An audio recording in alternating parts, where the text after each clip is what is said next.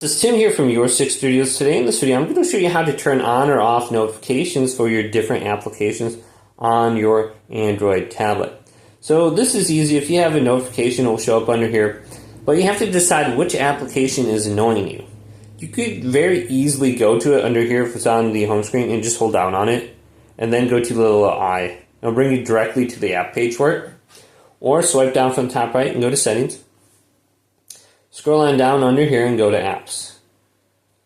Now we can go to all apps, see all apps, and we can find the application under here. So let's go to maybe Google Chrome and tap on this. Now when we go to the app page, we should have an option for notifications. We can go to notifications and we can turn on notifications right here, or we can just completely turn them off. So I have it turned off right here, you can see that. Now, maybe you go to like Facebook or something like that. There should be more notifications options under here. So I don't see anything, additional settings in app. So I have this all turned off right now, so I don't see those pop-up notifications. So sometimes you'll see apps. You can just scroll down, and when you go to the notification, you should be able to go to the app page as well. Just hold down on it.